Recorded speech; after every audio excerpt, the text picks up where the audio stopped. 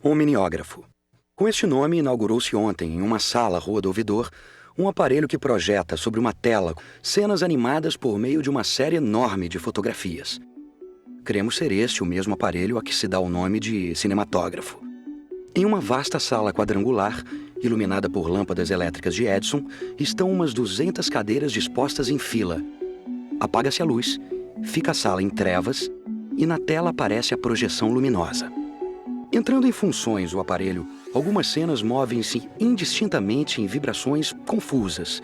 Outras, porém, ressaltam nítidas, dando magnífica impressão de vida real. Mas aconselhamos os visitantes a se acautelarem contra os gatunos.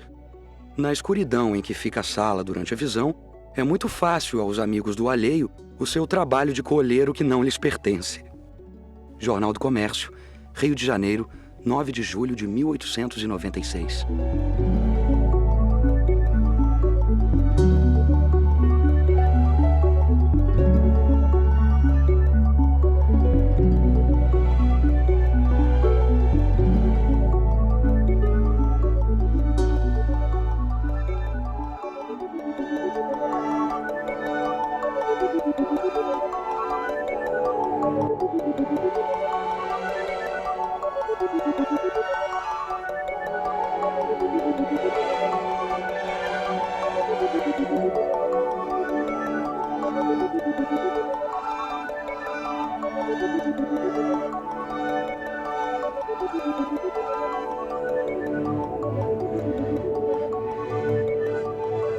O cinema vai chegar aqui e encontrar a capital federal vivendo ainda um processo de afirmação, né? Quer dizer, todos ansiavam por uma grande capital, à semelhança das grandes capitais europeias, que a principal artéria da capital federal era a Rua do Ouvidor. Abrigava as grandes confeitarias, os grandes jornais, os grandes magazines. Na Rua do Ouvidor 57, então, surge a primeira exibição de cinema no Rio de Janeiro. Na verdade, a gente não sabe efetivamente quando surgiu o cinema brasileiro. Há, na verdade, 3 hipóteses básicas. Uma sobre um exibidor ambulante italiano chamado Vittorio de Maio, que teria apresentado alguns filmes em Petrópolis em maio de 1897. Uma outra que é relativa a um bicheiro carioca chamado José Roberto Cunha Salles, que apresentou um pedido de patente de uma câmara de filmar. E um outro italiano chamado Afonso Segreto, que teria filmado a entrada da Baía de Guanabara, os navios, as fortalezas que estavam ali no dia 20 de junho de 1898. Um grande empresário dos primórdios do cinema brasileiro, que foi Pascoal Segreto, vai inaugurar o primeiro cinema entendido enquanto uma sala fixa no Rio de Janeiro, que é o Salão de Novidades Paris, no Rio. Vai surgir principalmente no Rio de Janeiro e em São Paulo uma série de produtores que tinham uma característica muito peculiar, também eram donos de cinemas, em sua maioria. Isso vai proporcionar um período que é conhecido como o período da chamada Bela Época. E vai proporcionar também o surgimento de centenas de filmes de ficção e documentais num período muito curto de tempo.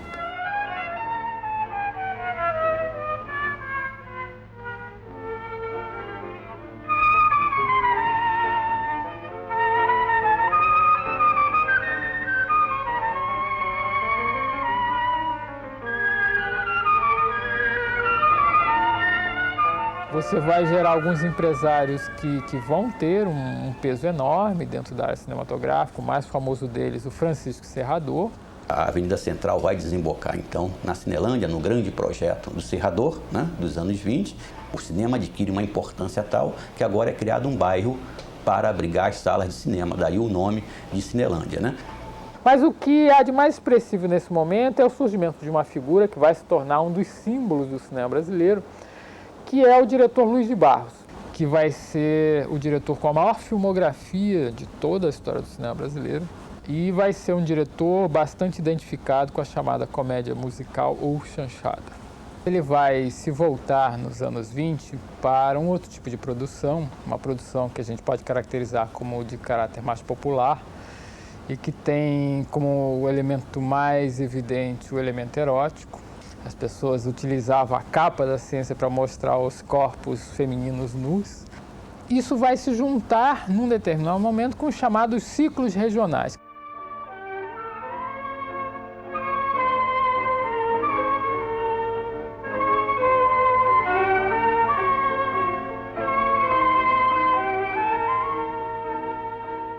São o aparecimento de surtos de produção em vários pontos do país. O mais produtivo foi o ciclo do Recife, que teve filmes como A Filha do Advogado, etc. Desses surtos, o que se tornou mais marcante foi justamente o de Cataguases e que proporcionou o surgimento daquele que é considerado um dos maiores diretores da história do cinema brasileiro, que é Humberto Mauro.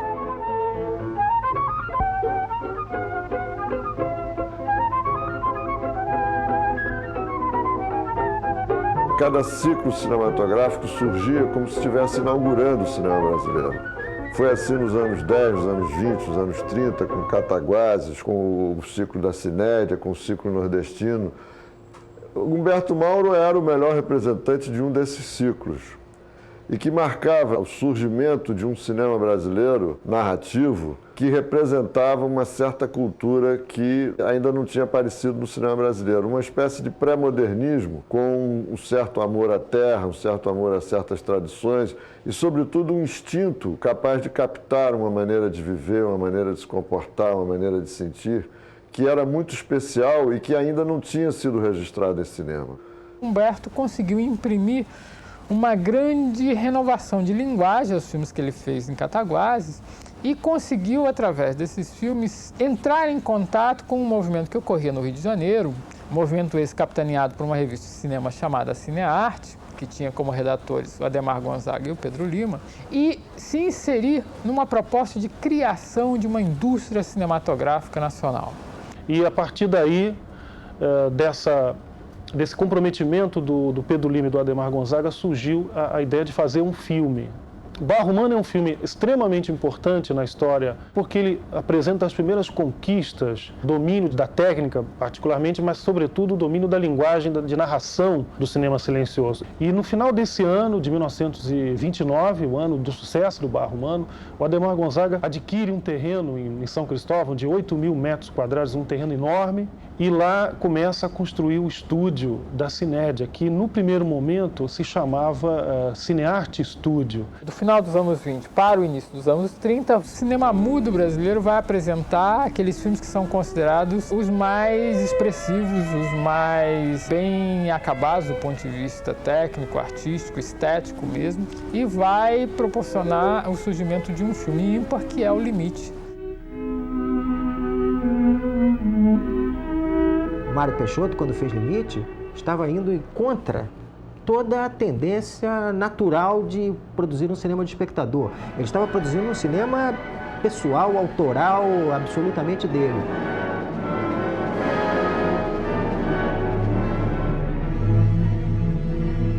O Limite é uma espécie de uma síntese do cinema que podia ter sido e que não foi, por causa do advento do som e toda a história que a gente sabe que o advento do som causou. O cinema se redimensionou, o cinema ganhou uma outra estatura, né? E uma série de outras especializações, elas surgiram. Muitas outras exigências surgiram. Na seleção do elenco, enfim, a voz passou a ser um critério. No começo do sonoro, o som era gravado em disco, ou seja, um take, um disco.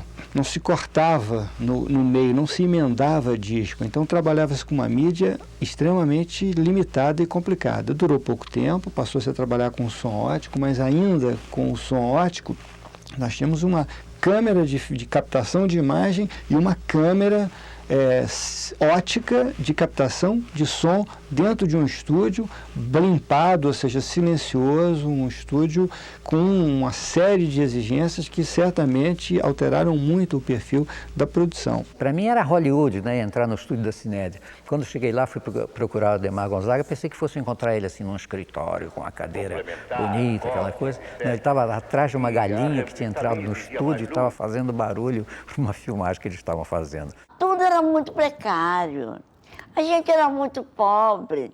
Nós não éramos pobres, nós éramos miseráveis. Ninguém ajudava um tostão. Vamos! Pedro, não corre muito, não sabe que eu sofro da horta. Tá bem. Eu já tô com os canteiros tudo abalado. Tá certo. Era um sacrifício danado para os empresários ter verba. Quando tinha que almoçar, vamos para casa, vamos tudo para casa, vai almoçar em casa. Vai tomar um café, vai tomar em casa. Ah, tu não sai, né? Pois olha, eu vou me embora. Tu sabe onde é que eu tô. Quem é você? Ué, você não sabe que eu sou tua mulher? Você não sabe mais quem sou eu? Olha, eu vou me embora, que espera lá. A Cinédia, a partir desse período, então, inicia a sua fase mais importante, que é a fase efetivamente sonora, produzindo os primeiros filmes em que o carnaval, em que os cantores populares, os artistas, a música de carnaval, foi usado como ingrediente de extraordinário sucesso dentro do cinema brasileiro.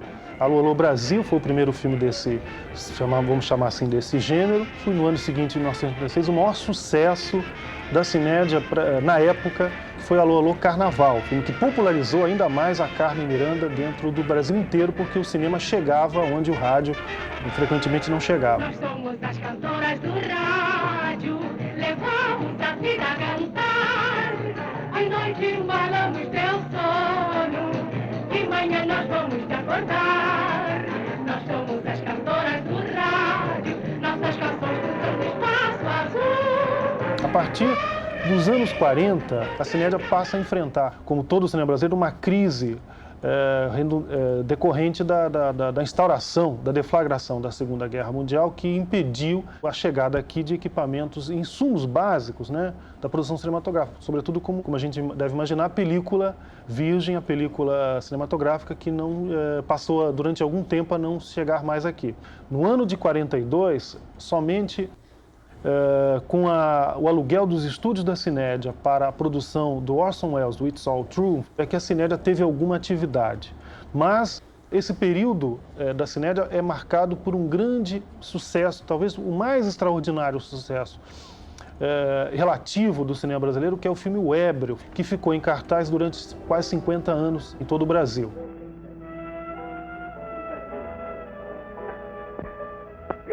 Perdoa, Gilberto, perdoa.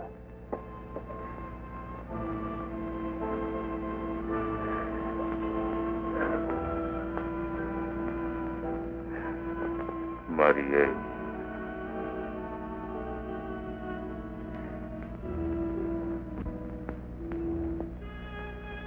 Estás perdoado. Há muito que te havia dado meu perdão. A Cinédia foi extremamente importante na história do cinema brasileiro, sobretudo porque criou, né, as bases para o gênero da comédia musical, que posteriormente seria recuperado, seria aproveitado na Atlântida, seria desenvolvido na Atlântida e recebeu por parte dos críticos e historiadores o nome de chanchada.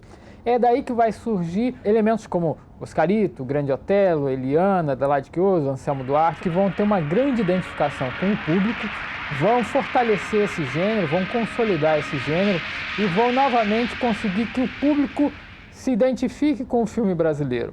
É um sucesso raro, um filme que fracassava. Muito raro. Quase todos os filmes brasileiros, o povo tinha curiosidade de ver, tinha carinho com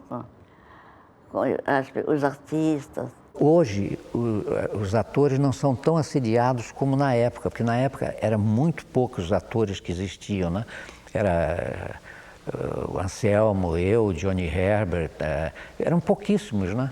De modo que você sobressaía um pouquinho, fazia aquelas chanchadinhas, que aliás eu digo que eu nunca fiz tanto filme, eu fiz um filme, porque todos eram iguais. Eu era filho do papai rico, tocava bateria na boate e acabava casando com a cantora da boate. E para você... Meu primeiro filme brasileiro foi Carnaval no Fogo. Oscarito, Grande Otelo, Anselmo Duarte, Eliane. Inesquecível. Eu assisti pelo menos umas 10 vezes. No Cinema Vitória, em Porto Alegre. Fiquei absolutamente encantado com aquela descoberta de gente que falava a minha língua, né, e lugares reconhecíveis. Era passar muita coisa dentro do Copacabana Palace.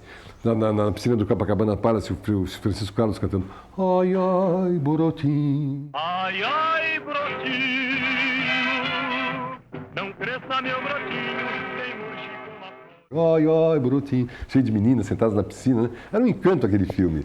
A filmagem lá do Tomara que Chova, a gente tinha que fazer chuva artificial.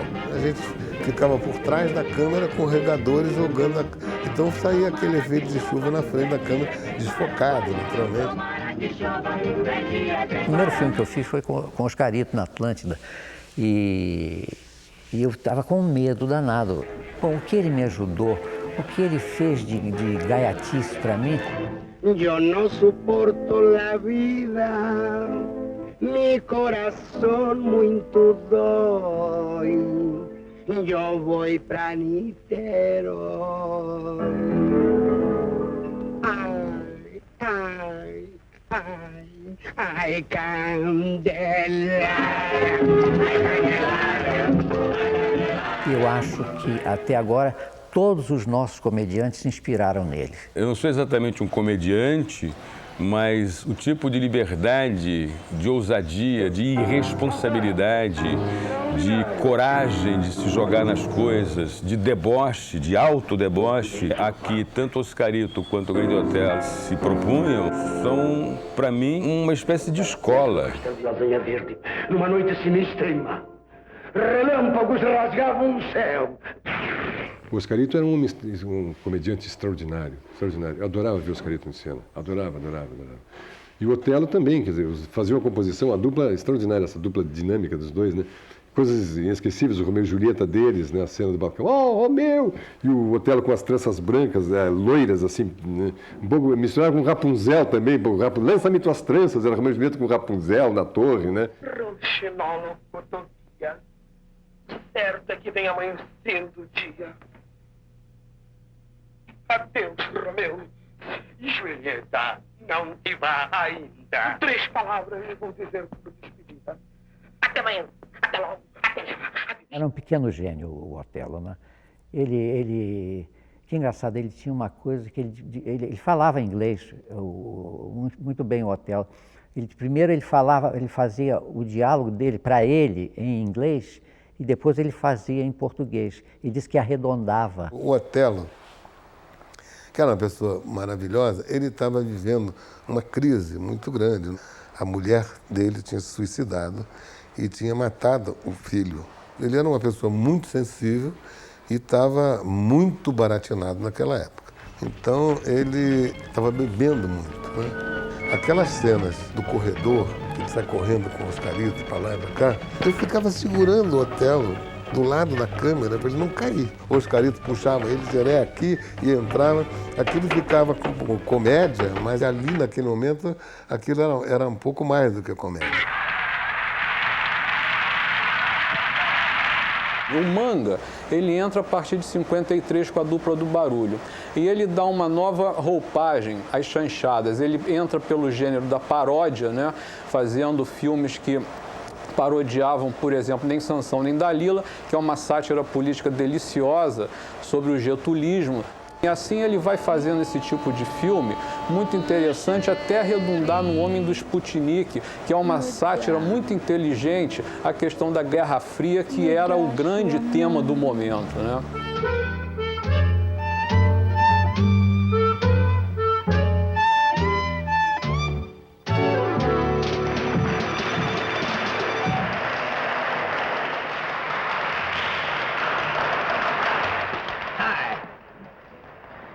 Sabe que eu lhe achar muito mais bonito que essa coisa? Você vai ter um outro tipo de proposta, que é tentar fazer o filme chamado sério. E você vai ter isso especialmente nos chamados grandes estúdios paulistas, a Vera Cruz à frente. Olhando para o cinema carioca daquela ocasião, a gente teria que ver logo 2 figuras, assim, o Anselmo Duarte, que era fantástico, era um galã popular, bonito, bom ator, interpretava, e esse a Vera Cruz conseguiu trazer para São Paulo. Mas não conseguiria jamais conseguir trazer os 2 grandes cômicos do Rio de Janeiro, né? O popular caiu em cima do Mazzaropi. Ele era realmente um ator fantástico, porque ele vinha vindo do circo. E ator de circo que põe a cara para o público todos os públicos, atuante como ele era, né? Ele dominou completamente, ele é incrível.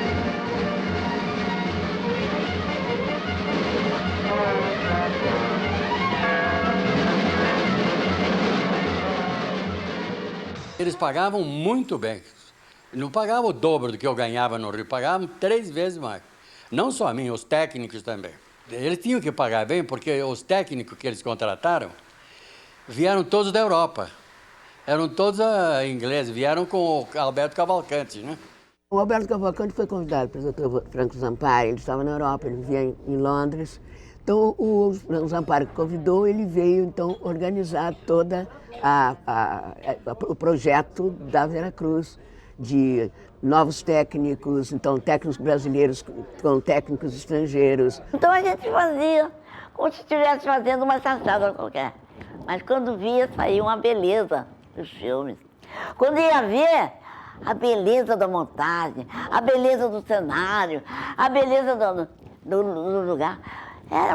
Foi um milagre. Você assistindo os filmes da Veracruz, você vai ver a exemplar qualidade de sonora que tem. Você pega um filme como Tico Tico do Fubá, a sequência da chegada do circo, você ouve 7 pistas sonoras.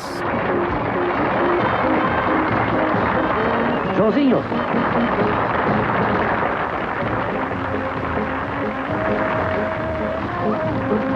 Dava um acabamento do primeiro mundo. Os diretores de fotografia que eles trouxeram também, ingleses, foram no laboratório em São Paulo saber como é que eles revelavam o filme. Mandaram parar o laboratório todos.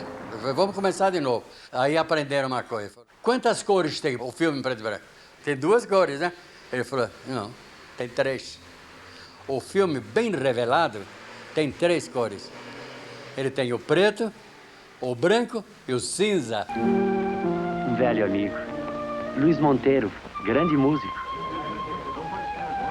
Venha, Luiz, não faça cerimônia. Está entre artistas, entre amigos.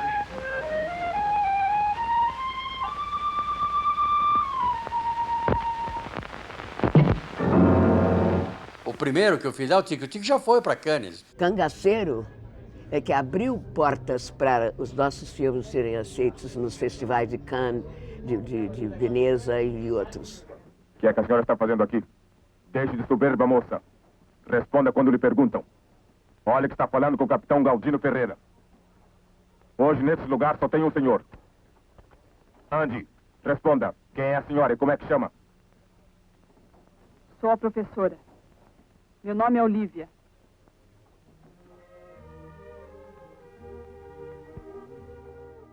E lá no Brasil também se faz cinema, sabe aquelas coisas? Eu não tenho nada com o Teodoro. Até que sempre tive raiva dele. Fiz o que ele mandava, pensando que era ordem sua, capitão. Me deixa sair atrás dele. E juro por Deus que lhe trago aquele miserável aqui. Silêncio!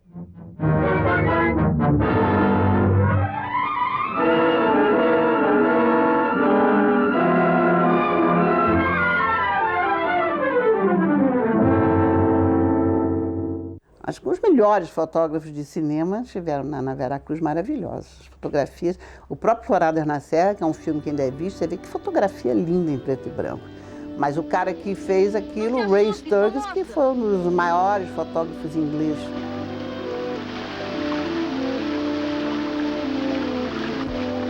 Aí parava às 5 horas da tarde, que os ingleses tinham que tomar chá. Então parava não sei quanto, meia hora, 1 hora para tomar chá. E depois parava na hora que tinha que parar. Então demorava, sabe? E tudo era muito tranquilo, ninguém tinha pressa de nada, evidente que... E os salários altíssimos, né? O Zampari era o dono do estúdio lá, o que montou, era um mecenas. Ele não tinha herdeiros e ganhava bem, ele era da metalúrgica Matarazzo. Era rico. O que ele não sabia era vender o filme. Ele pegou os filmes da Veracruz e ele fez amizade com o pessoal da Columbia. A Columbia é a companhia norte-americana que produz e distribui seus próprios filmes. Ora, a Columbia não estava querendo do progresso do Brasil. Então, o que ela fazia? Não vendia os filmes. E daí ela começou a entrar na falência, ela só gastava. E foi no meio de Floradas na Serra que acabou mesmo, não tinha mais dinheiro, o banco não emprestava, tinha uma dívida com o Banco do Estado, São Paulo, enfim. E o Zampari estava totalmente enforcado. E parou, e a Cacilda, que foi o único filme que ela fez. Então, ela realmente, você não pode, o meu único filme, primeiro único filme, como é que pode uma coisa dessa? Então, partimos para os atores e se ela, evidentemente, liderando isso tudo, para conseguir levantar o que faltava na época para terminar o filme, e conseguimos.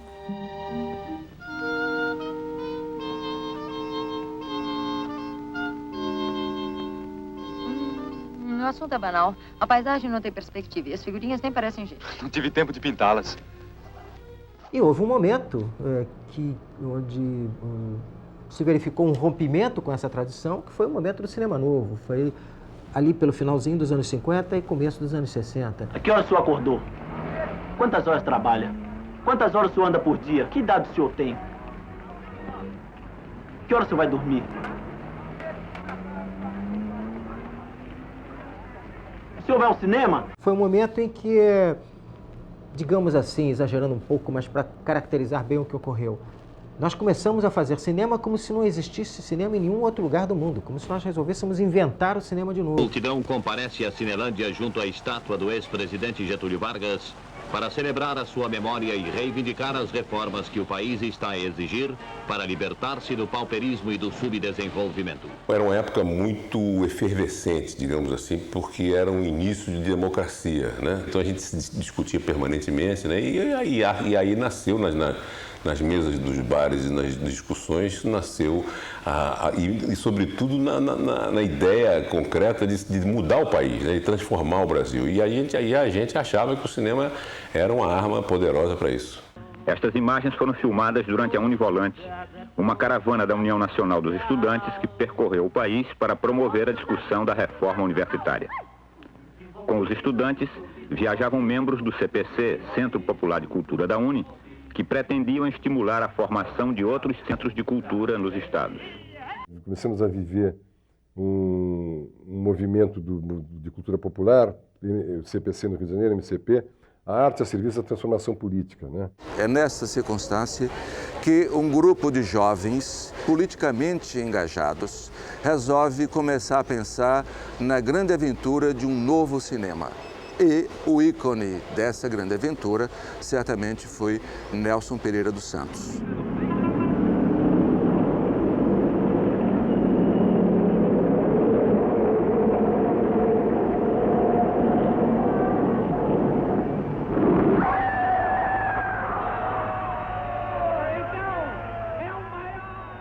Tinham amigos que moravam na favela. E aí, no fim de semana, fui lá comer uma feijoada e bater papo num lugar maravilhoso, um lugar semi-rural, muito acolhedor. As pessoas, assim, maior simpatia, a confraternização pintou. Eu, paulista, vou fazer um filme, isso aí parece a minha casa, parece meus amigos, parece a minha rua, é igualzinho. E, no entanto, existe um preconceito tão grande contra o favelado no Rio de Janeiro. O senhor derrubou a minha nota nave. Se você vier outra vez atrás de mim, mande prender, hein? O que aconteceu, hein? Esse malandrinho queria me dar um golpe. São os criminosos, esses pais que largam os filhos na rua. O Rio Integral foi proibido pela polícia por várias razões. Entre elas, a mais importante que ele apresentou foi de que o filme era mentiroso desde o título, porque no Rio de Janeiro nunca tinha feito 40 graus de temperatura, sim, o máximo foi 39,9. O que o Rio 40 Graus vai trazer é a representação fílmica dos setores que estavam excluídos da sociedade.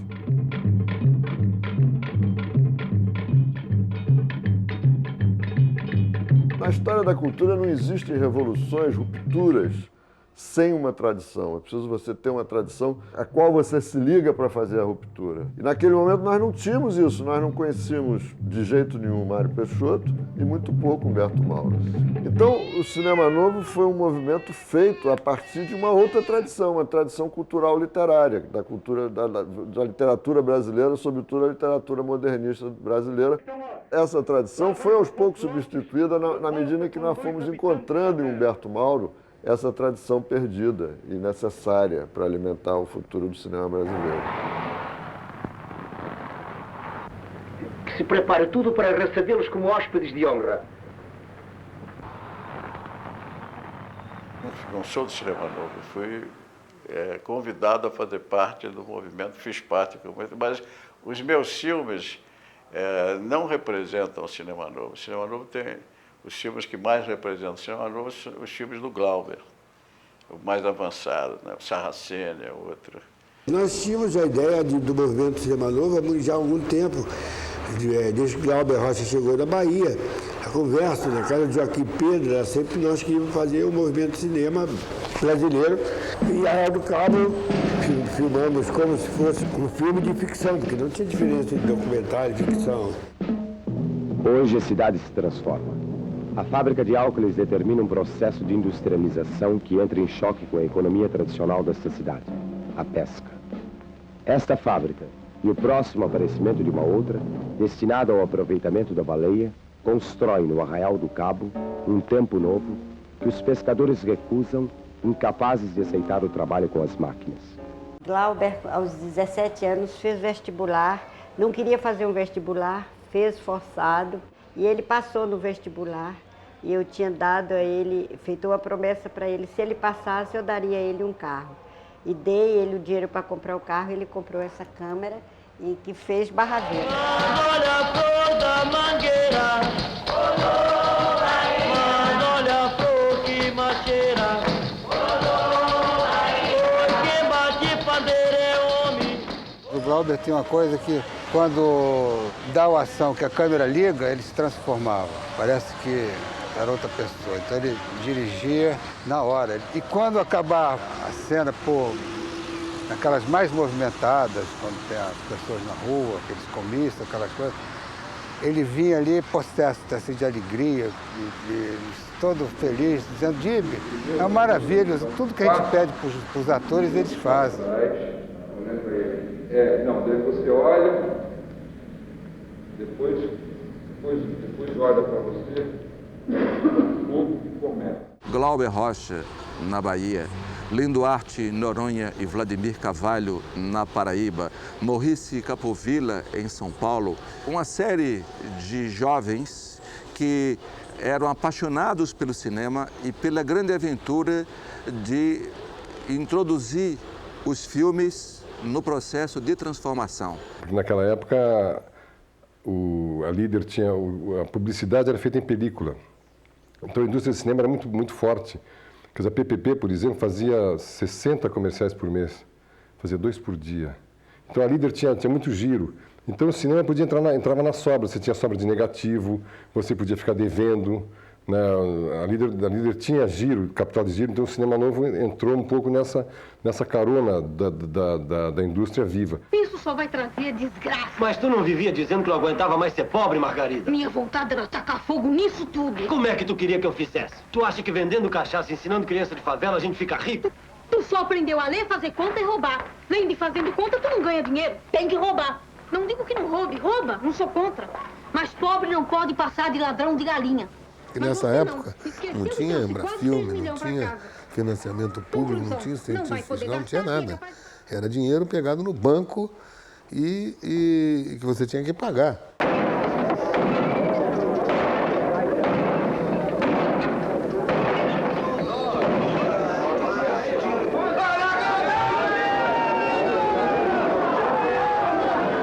Aquilo que se chamou de cinema novo e que não era uma univocidade estética, existe uma diferença abissal entre o barroco glauberiano e o realismo poético do Nelson Pereira dos Santos, entre o racionalismo narrativo do Joaquim Pedro de Andrade e o romantismo eufórico de Paulo César Sarraceni, intimista e eufórico de Paulo César Sarraceni.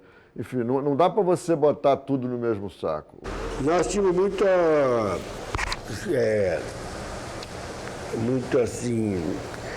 ciúme do problema do cinema novo, porque foi alastrando, o movimento não era fechado, então foi alastrando, porque o cinema não tinha nenhum slogan. Padre, não aguento mais, que Deus me perdoe.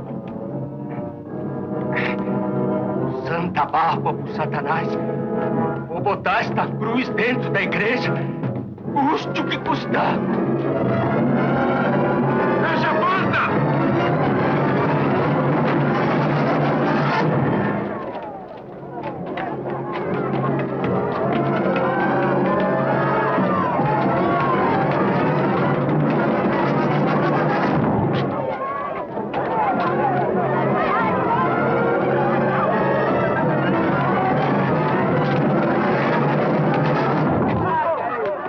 O próprio Paulo César Rasseno disse que ele fez campanha contra o pagador de promessa, né? Fazer campanha contra o seu próprio cinema.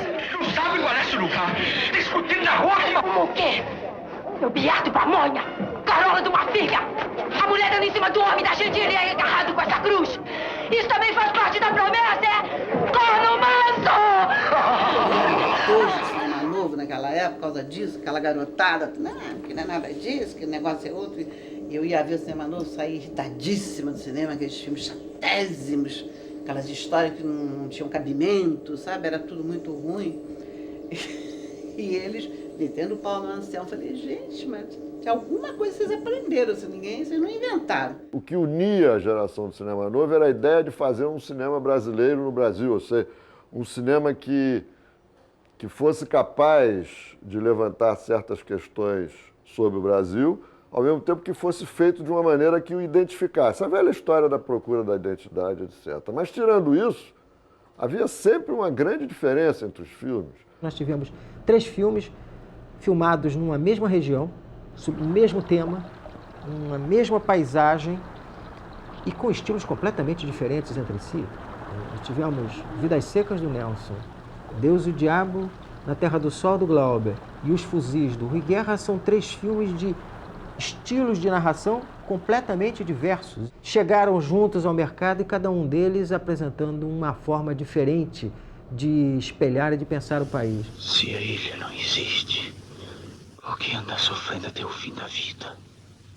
Eu só comecei a trabalhar com o Glauber no Deus e o Diabo, de um acontecimento do menino não poder fazer, o outro ator, que era 1,80m, 1,85m, cabelos loiros, olhos azuis, lindo, fortíssimo, para poder ter uma briga final com Maurício do Vale, um duelo de lenço na boca, um puxando o outro com lenço e facão, os dois lutando.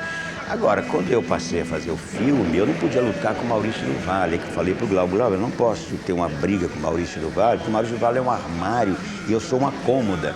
Então tem que mudar esse negócio. Aí entrou a experiência brechtiana, que ele tinha visto a gente fazer em 1960, nós estávamos começando a fazer isso nas universidades. Então ele viu essas experiências, ficou apaixonado e mudou todo o roteiro em função dessa experiência brechtiana.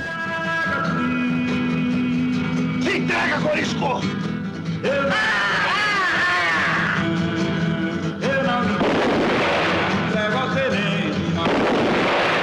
Não é o filme em si, é um menino de 22 anos fazer um filme como foi feito Deus e o Diabo. É um filme que está na história do cinema brasileiro, na história do cinema mundial, está no Museu de Nova York. Se aconteceu uma catástrofe no mundo e descobrirem essa caixa, Deus e o Diabo está lá dentro. O sertão vai virar mar, e o mar vira sertão.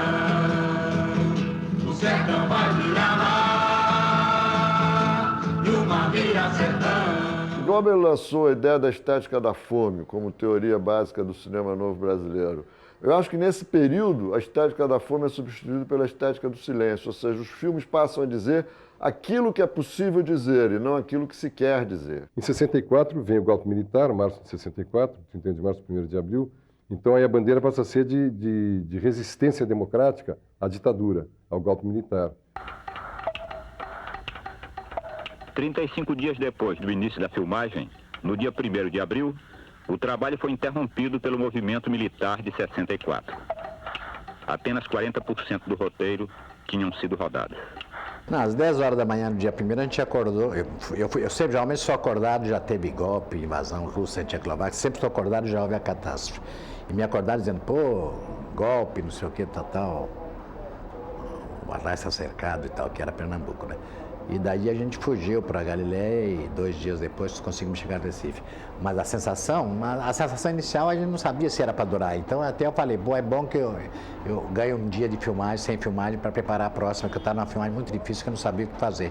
Então achei que ganhar 24 horas era ótimo. Mas daí, logo depois, quando a gente viu, 4, 5 de abril, daí simplesmente eu vi que era para durar mesmo, né? Isso, e daí a sensação de, inicialmente, de medo de ser preso. E depois, quanto vai durar isso? Vai durar muito mesmo. Todos sofremos muito a repressão da restrição, né? E da indignação de você estar, das decisões serem tomadas por pessoas absolutamente brutais, ignorantes, primatas, né? Bárbaros. Quer dizer, isso para a cultura é uma coisa altamente ofensiva. Essa agressão acho que é terrível. Não posso dizer que é a pior de todas, porque a agressão física da tortura é muito maior, né, nesse sentido.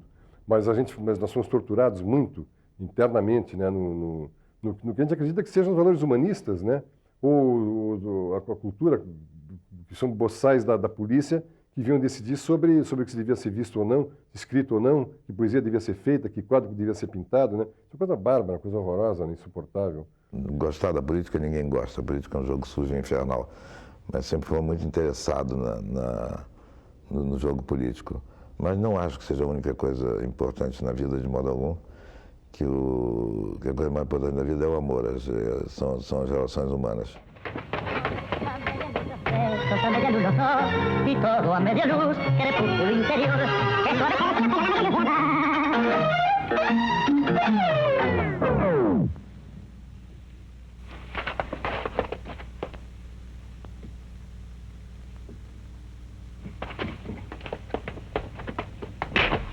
Todos os Melhores do Mundo era um filme que, de certa maneira, estranho ao cinema novo mesmo, né? Do ponto de vista temático, pode-se dizer ideológico, né?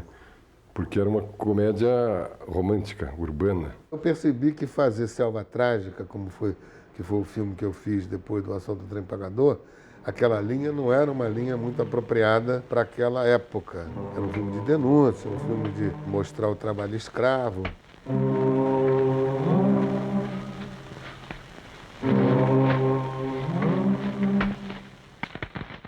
Então eu parti para fazer a série dos filmes do Roberto Carlos.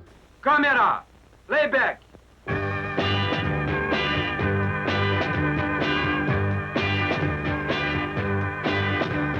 Quando você se separou de mim, quase que a minha vida teve fim. Sofri, chorei, tanto que nem sei tudo que chorei por você. Eu vi a mudança da juventude, né?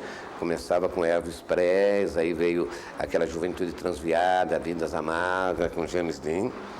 Eu ia fazer Geração Maldita. Aí, de repente, acho que levado pelo cansaço, estresse, problemas financeiros, né? Eu vou para casa e na hora da janta, às 11 da noite, eu tenho uma espécie de pesadelo. Nesse pesadelo eu vejo uma pessoa de preta que me arrasta para uma gruta, numa caverna, onde tem na lápide a data do meu nascimento e da morte. Da morte eu nunca quis ver. Aí eu acordo, tá os pais de santo, tiramos o demônio dele, tiramos. Eu falo, não, ninguém tirou o diabo. Eu acho que eu tive uma premonição. Não vou fazer mais Geração Maldita. Eu vou fazer à meia-noite, levarei sua alma.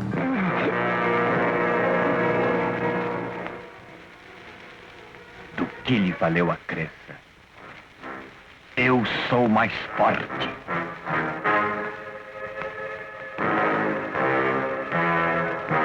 Aí eu peguei um baiano que tinha ficado com a Sina do Aventureiro, implorei, eu estava fugindo da polícia, porque eu estava com cheques voadores.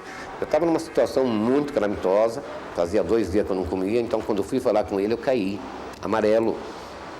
Aí ele olhou, o baiano olhou, mas o que é que está acontecendo? Eu falei, olha, eu queria que você assistisse, alguém tem que assistir, nem que for 10 minutos, você assista essa fita, porque ninguém quer ver nada, né? Quando ele viu, falou, vai ser o maior estouro de bilheteria que o Brasil já viu, e isso vai explodir no exterior, todo lugar do mundo.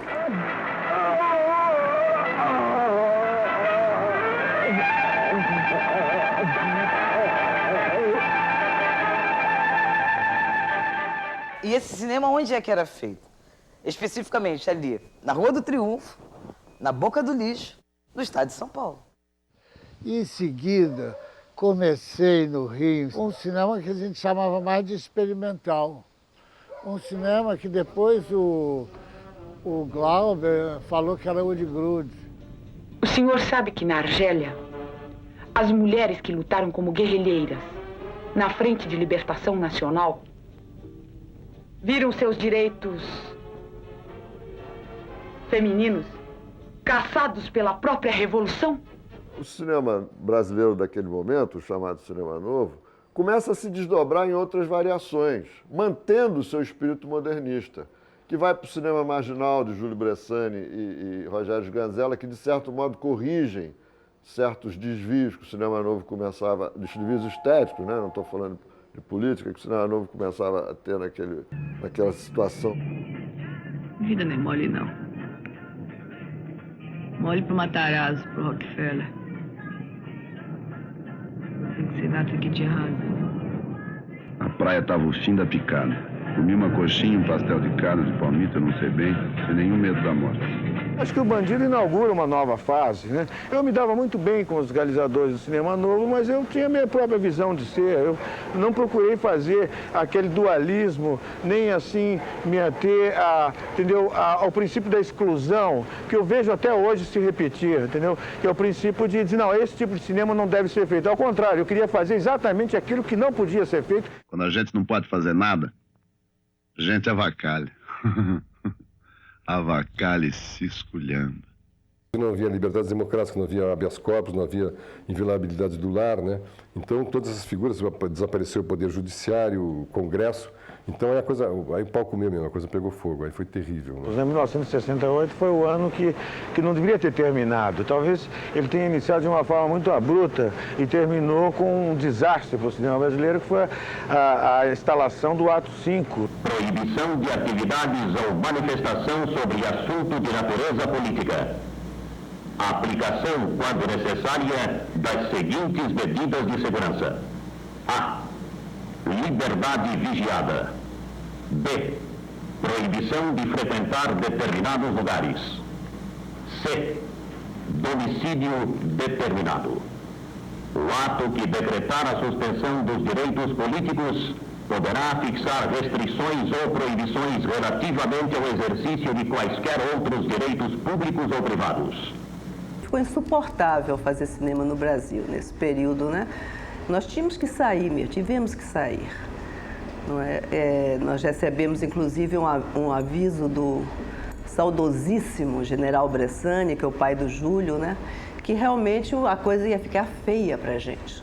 Nesse momento, o paradigma, o cânon do cinema novo se torna proibitivo, se torna impossível. Você não está arriscando somente censura, você está arriscando prisão, morte, tortura, exílio. É uma barra pesada. Cada louco furioso é trancado em uma alcova na própria casa, e não curado, mas descurado, até que a morte o venha defraudar do benefício da vida, enquanto os mansos andam à solta, em pleno convívio com os entes normais. Agora, os filmes têm uma linguagem metafórica, porque havia a vontade de continuar fazendo o mesmo discurso. Qual era o discurso? Era um discurso a favor das liberdades políticas, liberdades individuais, um discurso contra as desigualdades sociais, tudo isso que a ditadura não permitia. Então, para continuar fazendo isso, a gente começou a falar mais difícil. Os filmes chegou ao ponto de serem proibidos pela censura, mas ao mesmo tempo também eles perderam comunicabilidade, né? Quer dizer, o público não entendia direito o que ele estava querendo dizer. Os filmes se permitiam um experimentalismo que criava a seguinte questão: o filme era feito para denunciar um problema social para uma plateia que já conhecia aquele problema social e que dispensava aquela denúncia.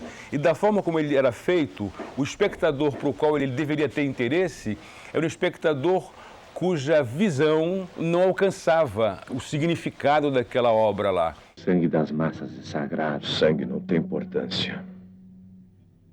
Será o começo de nossa história. Se perdermos, Dias subirá ao poder.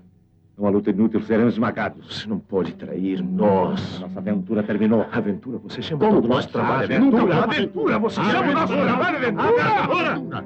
Para! O Cacá Diegues entra também nesse mesmo processo, né? É um cinema político, mas falando indiretamente, né? Isso até 68, quando o ato institucional número 5 liquida de vez o cinema novo, no dia 13 de dezembro de 1968. Uma data a não esquecer nunca, né? O último filme desse período todo é o Macunaíma, de Joaquim Pedro.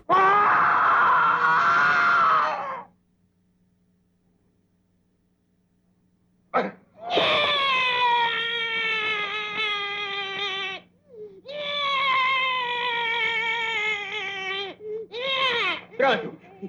Nasceu! O cinema novo foi o maior barato.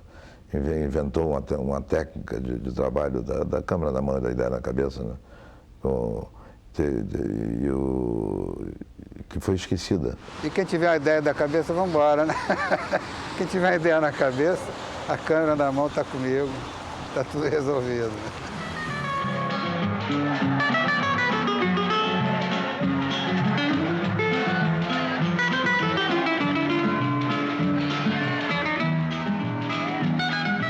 Os anos 70 vieram com uma carga de reavaliar a coisa pura e simplesmente política. Era a pílula, sexo, drogas e rock and roll. Última chance. Levanta o cara e traz o bagulho, senão você vai ter que levantar a grana. Eu tô dando graças a Deus, entendeu? Esse negócio de assumir, porque senão quem tava na polícia era eu, entendeu? E ninguém ia me tirar. A gente dava um jeito. Que jeito, pô, vai chegando. Olha aí que eu faço uma fogueirinha no teu nariz, hein? Quietinha, mas eu não posso perder meu emprego. O que esse cara quer? Hein? O que ele falou? O negócio do bagulho, velho. Eu bem te disse que esse negócio não tá Tô certo. sabendo, mas por que ele tá tão nervoso por causa desse bagulho? Segura a barra. Ela falou o meu nome? Ainda não, mas ela tá apavorada. Vai firme que ela é sua. Vê se te manda. Porque eu falei assim, Walter, como é que você conseguiu empréstimo da Embrafilme para fazer o Lira? Se o Lira era uma loucura que ninguém, uma pessoa sã, daria empréstimo para aquilo. Ele falou assim, eu apresentei outro roteiro. Entendeu? Então ele apresentou um outro roteiro, que ele até me deu o nome do roteiro lá, foi aprovado, ele pegou e tirou e terminou a Lira. Quer dizer, era um risco absoluto, risco até de prisão, de falsidade ideológica. O que é que a polícia quer de mim? Roubei? Matei? Eu sou o delegado Machado. O senhor não tem cara de polícia. Sabe do que o senhor tem cara? Posso dizer? O senhor tem cara de veterinário aposentado. Quando em 1974 começa uma abertura no regime político-militar, isso coincide com um momento em que também os próprios cineastas já estão fartos dessa angústia, dessa tristeza, desta espécie de lamentação sobre o seu próprio umbigo a propósito do que tinha acontecido com o Brasil. E surge no Brasil, de uma certa maneira, ressurge, né, uma ideia de cinema nacional popular que fale de coisas que o público entenda.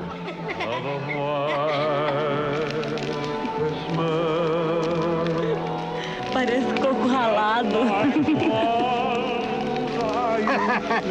Tá nevando no sertão, tá nevando na minha administração.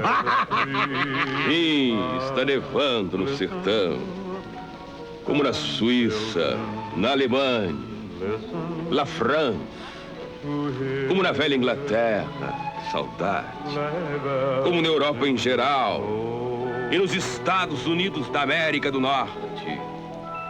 Agora, como em todo país civilizado do mundo, o Brasil também tem neve. Agora chega. No momento em que São Paulo fez a Veracruz e investiu dinheiro que hoje seria talvez mais de 2 ou 3 bilhões de reais para construir uma indústria cinematográfica, e quando aquilo não deu certo, porque era dinheiro da iniciativa privada, aquilo não era dinheiro do governo, entendeu? Aí as pessoas perceberam realmente onde é que estava o problema. E quando se começou a lutar para modificar a legislação, para criar organismos que permitissem à indústria cinematográfica brasileira de deslanchar. Surge, então, com isso, com essas brigas, essas reuniões, essas discussões, a Empresa Brasileira de Cinema, a Embrafilme, né? Quem foi a Embrafilme? Quem herdou o acervo do INSE, do Instituto Nacional de Cinema Educativo, que tinha exatamente essa função, a produção de documentários para atender a que público? As escolas, aos estudantes, às associações. Ela já tinha herdado a produção, não só do INSE, mas do INC também, o Instituto Nacional de Cinema. Só que a Embrafilme, num determinado momento, vai se tornar efetivamente uma produtora. Isso a partir de 1975, do governo Geisel, a partir de uma política de desenvolvimento de um produto nacional, não só industrial, não só um carro ou qualquer outra coisa do gênero, mas também um produto cultural nacional. O telefone tocou de madrugada. Deve ser engano. Engano? Com aquele risinho? Você acha que é engano? Filha, para com isso. Tira isso da sua cabeça. Eu tô velho, tô pensando nisso, não. Que coisa. Dá torrada aí. Torrada. Tomorrow. Segunda-feira de manhã. Vai começar a mediocridade geral, né? We goes in. One moment, please. Como é que é churrascaria, please?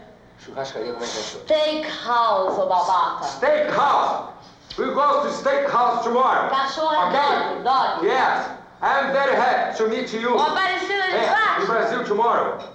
I like eggs in the breakfast. Por um paradoxo da história, esse mesmo governo que tinha perseguido os cineastas como autores na década de 60 com uma censura rigorosíssima e que continuou durante o nosso período de ouro, que é a década de 70, esse mesmo governo resolveu que a indústria de cinema era estratégica, ou seja, que a indústria de cinema tinha que existir no Brasil. E o cinema da Embrafilme vai ser efetivamente um cinema que vai tentar dialogar com as raízes culturais do país.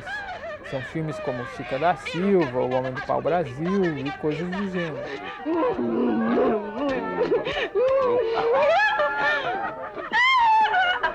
Precisamos organizar banquetes, procissões, muitas festas para eu poder usar tanta coisa bonita.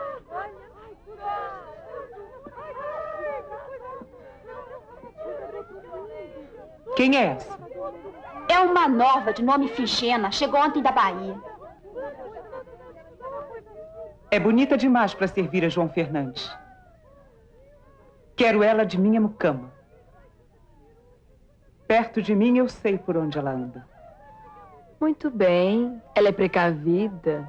O Parceiros da Aventura, que é uma direção do Zé Medeiros e produção minha junto com a Embrafilme, chegou na hora de exibir o filme. O Marco Aurélio Marcondes, que nessa época era o diretor de distribuição da Embrafilme, ele me disse, olha, o filme, Adélia, não tem condições de marcar. Ele disse, não, porque o filme é 80% de negro e preto não vende.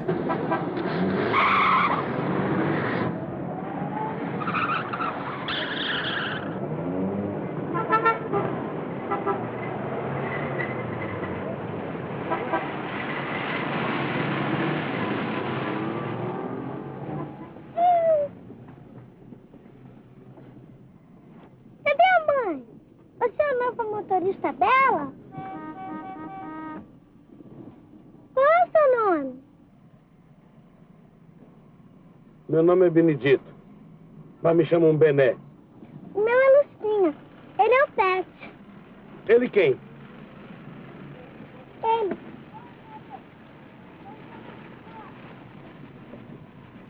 Eu digo, como é que Chica da Silva vendeu, gente?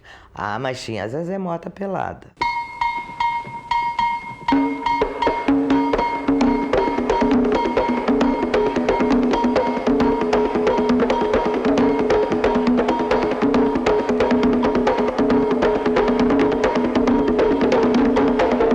Tinha uma coisa muito angustiante na Embrafilme, que era você fazer um roteiro, dar entrada e ser chamado na Embrafilme para mudar sequências e cenas, porque aquilo, a Lei de Segurança Nacional, papapá, quer dizer, além da dificuldade, a gente tinha também essa realidade que era a censura prévia. Me lembro quando nós fizemos o Inconfidente, na década de 70, com o Joaquim Pedro, todo mundo que viu o filme na pré-estreia, todos vocês são loucos, esse filme não vai passar de maneira nenhuma, a censura não vai deixar passar de maneira nenhuma, e foi lá e passou sem nenhum problema. Talvez tenha sido o filme nosso que tenha passado sem o menor problema. A gente tinha a censura introjetada na gente mesmo.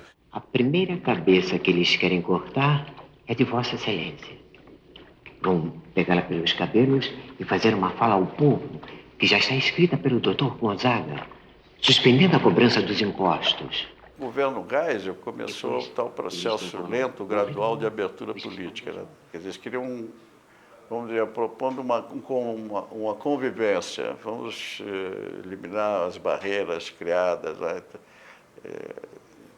Tá tudo bem. No caso do cinema, é preciso, nós precisamos de leis que favoreçam o cinema brasileiro contra a dominação americana. Militar foi feito para ser nacionalista, então eles já concordaram com isso. Assim, em vez de ficar em cima da gente com a censura, fica em cima dos americanos com medidas que favoreçam o cinema brasileiro.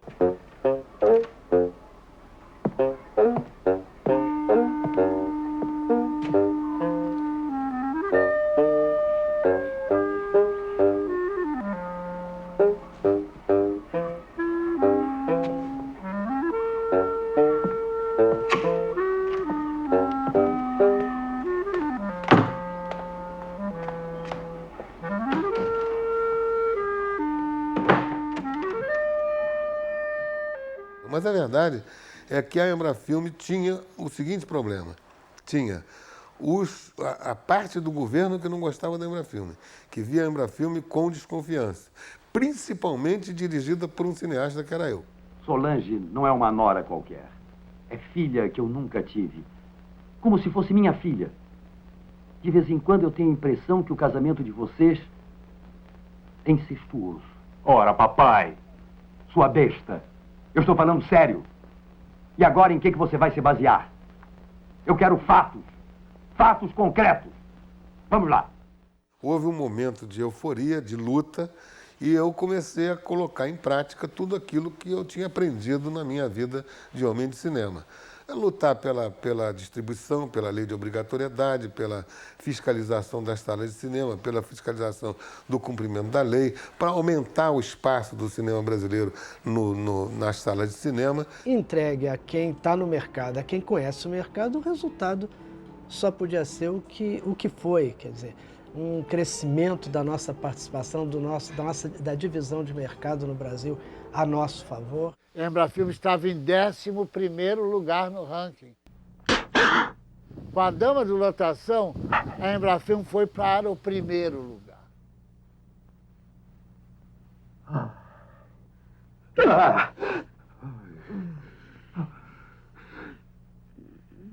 Minha nora, você é minha nora, meu Deus. Vai. Você não quer nada comigo. Você é um velho sujo. Coroa. Não, isso não. Eu sou um homem de bem. Sou uma mulher suja. Vamos embora. Não faça isso. Espera. A Embrafilme, ela era sócia dos filmes porque nós entendíamos que o filme de sucesso ajudava a pagar o outro, né? Então, ela tinha a sua receita que vinha do mercado, tinha as suas fontes de receita que também era ingresso padronizado, parte do imposto de renda das companhias estrangeiras era devolvido para a Embrafilme. E com isso nós fomos conseguindo penetrar no mercado de uma forma muito segura. Nós conseguimos, na época, fazer uma quantidade considerável de filmes e muita gente conseguiu viver de fazer cinema. E o público brasileiro, aos poucos, estava começando a se acostumar a ir ao cinema ver filmes brasileiros. Foi uma época que teve muitas pornochanchadas, como chamava, que de pornográfico para os dias de hoje não era nada. Hoje deve estar passando, as nossas pornochanchadas devem estar passando em conventos, em colégios de freira. Onde é que está o meu gatinho?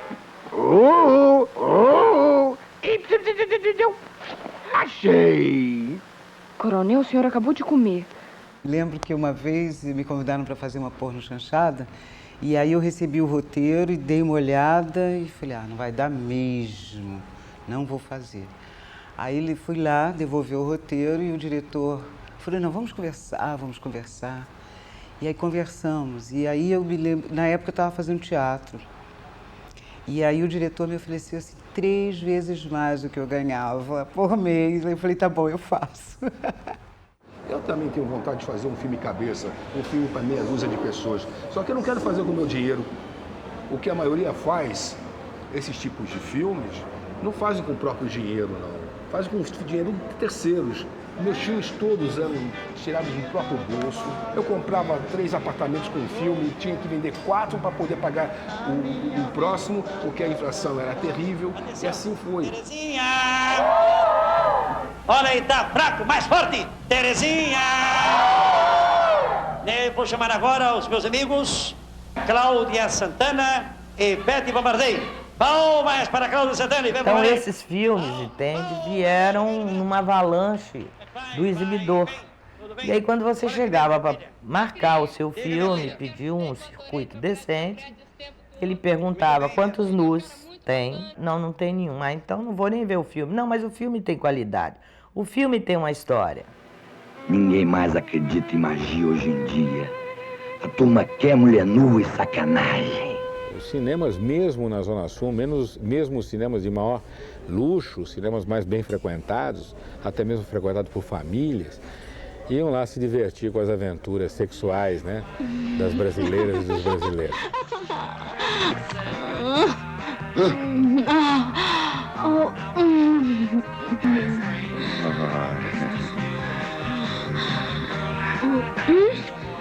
Eu pensei que você estivesse me traindo. Me desculpe, meu amor. Pensar uma coisa dessa da minha mulher, minha querida. Olha que mancada! Não!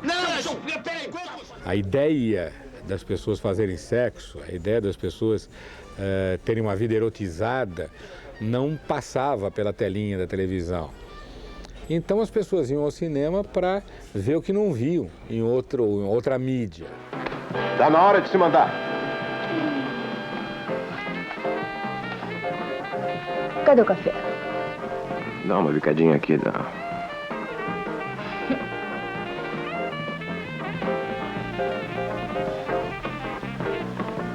O primeiro filme que eu tive que me expor e ficar nua era um filme chamado As Moças daquela Hora, de Paulo Porto. Eu tinha 17 anos e eu era virgem.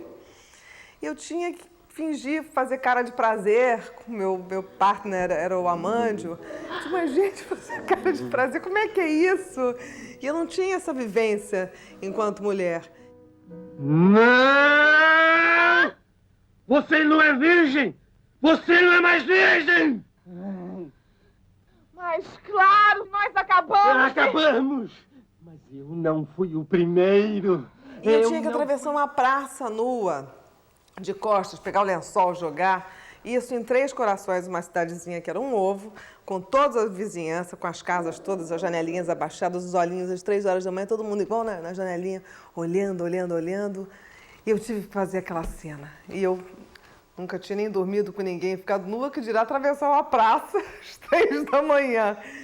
E lá fui eu e fiz, e foi meu último take em Três Corações, porque eu tive que me enfiar numa Kombi e vir embora, fugida, porque no dia seguinte foi uma loucura aquela cidade.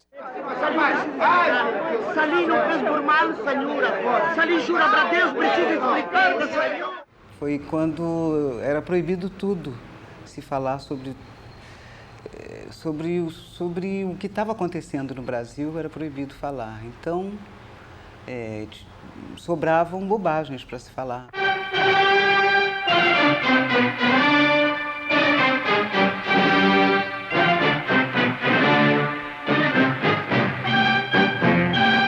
Você gastou seu dinheiro todo e não comprou feijão? Esqueci do feijão. Começou a ficar um cinema marcado por uma certa mesmice, uma certa chatice. Eu não gostei muito de fazer cinema dos anos 70, porque os roteiros que me mandavam não me interessavam.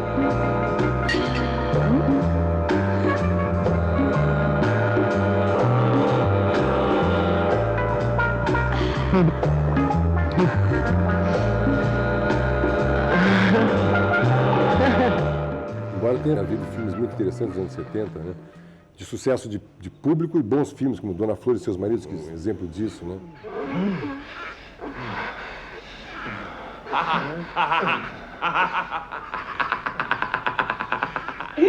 Sai daí, safado!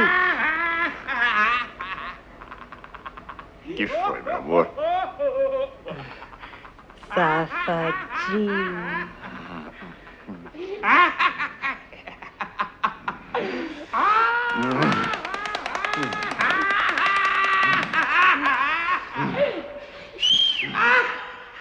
Em algum momento, nós, da década de 70, nós ocupamos em 35% desse mercado. E para você entender como isso é forte, é bastante, a França, que talvez hoje seja o país que mais jogue dinheiro na produção de cinema, dinheiro estatal, eles estão lutando para manterem ou chegarem até 30% do mercado. E nós, com muito menos, chegamos a 35% no que se chamou Era de Ouro do nosso cinema, pelo menos na segunda metade desse século. Eu acho que você quer ir para casa, não quer? Eu posso te ajudar, mas você vai ter que falar. Ai! Mas falar o quê? Falar o quê? Tudo, a verdade. O Roberto Faria está fazendo o Pra Frente Brasil e passando para Frente Brasil, o Memórias do Castro vai passar também, não tem o menor problema. E eu estava escrevendo o roteiro, terminando o roteiro, quando o Pra Frente Brasil foi proibido. Nós estamos em guerra e os nossos inimigos falam português, não têm sotaque, não são de outra raça, são como nós, daqui mesmo. A correnteza política já era bastante favorável à abertura. Não? Mesmo assim, no meio do caminho, houve algum momento de incerteza. Né? Durante a filmagem tinha muito espião da polícia política lá fingindo figurante. Camaradas! Camaradas! Não podemos mais aguentar a ditadura! Morra, Getúlio! Morra!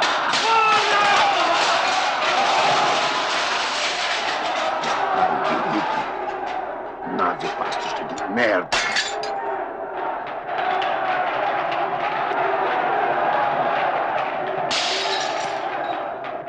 O filme ficou pronto, foi para Cannes, ganhou o prêmio da crítica internacional. Isso repercutiu no Brasil, então o último passo era apresentar a censura oficial. Isso foi feito, já o lançamento previsto, o Brasil vivendo a campanha das diretas já. Bom, nós tínhamos um pacto, o Juarez e eu. Um matava o outro e depois suicidava. A arma estava comigo. Quando começou o tiroteio, eu não o matei, eu atirei. Ele, então, arrancou a arma da minha mão e deu um tiro no próprio ouvido. Enquanto isso, o carro tinha virado uma peneira, mas eu só levei um tiro no dedo mindinho. A possibilidade de fazer o que Bom Te Ver Viva significava eu estar solta, significava eu poder me reintegrar, olhar essa sociedade que estava em torno de mim, significava um tempo, né, de análise, que era um tempo de reflexão e de vivenciar de uma outra maneira tudo aquilo que tinha acontecido. Então, num certo sentido, quer dizer, é um caminho particular, mas ele também tem como possibilidade a história brasileira, né? Que naquele momento permitia que nós refletíssemos sobre nós mesmos, sobre aquilo que tinha se passado com a gente. As eleições foram unanimemente consideradas limpas, livres e honestas. Abertas as urnas, Juscelino vencera por 36% dos votos. Eu quis passar, quer dizer, minha indignação em relação ao que estava acontecendo no Brasil e fazendo propostas futuras. E também com a preocupação de não fazer um filme conjuntural, um filme que não morresse no dia seguinte aos fatos narrados ou aos objetivos a atingir, que no caso, na época, era a redemocratização, a anistia. No início da noite, 200.000 pessoas estavam concentradas na Praça da Central do Brasil. A multidão empolgou os oradores. Jango não decepcionou. Ao seu lado, sua mulher Maria Teresa era a presença que quebrava um pouco da tensão daquele ato. Sim, anistia não tinha filme. Porque simplesmente as pessoas não falariam. Porque ao contrário do que o intelectual pensa, os camponeses analfabetos, que seja, é muito vivo. Ele sabia, as pessoas que falaram no Cabra falaram aquilo em 81, em 79 não falariam aquilo. Mas eu quero que o filme resiste esse nosso repúdio a quaisquer sistemas de governo. Estará registrado, te garanto. Nenhum presta para o pobre. Foi nesse ano, inclusive, que o Jango, esse sim, fez um sucesso comercial extraordinário. E o Cabra bem menos. Mas o fato é que era um filme que, enfim, um filme que todo mundo sabe, coincidiu com o período histórico de crença no futuro ainda. O filme é muito bom, né? Grandes filmes e grandes sucessos. E isso incomodou muito o mercado internacional. Quanto mais o cinema brasileiro vai ocupando a tela, tá certo? Mais ele vai tirando o cinema que estava ocupando a tela.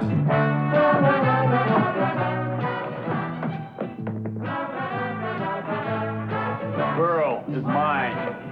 Como? The girl is mine. Não, a garota é minha. What? A garota é minha. What? A garota é minha. The girl is mine. Por quê? Quebra-lhe os dentes.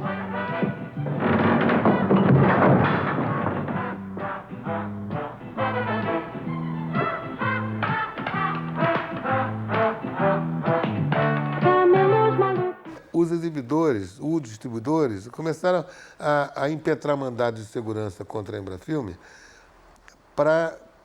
foi uma coisa estratégica, para cortar as fontes de financiamento. Primeiro, contra a lei de obrigatoriedade. Cadeias de cinema com liminares não eram obrigados a passar o filme brasileiro.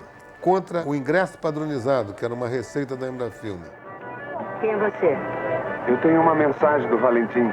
Você é a Lídia? Sou. Entra logo aí. Alto, Paulina!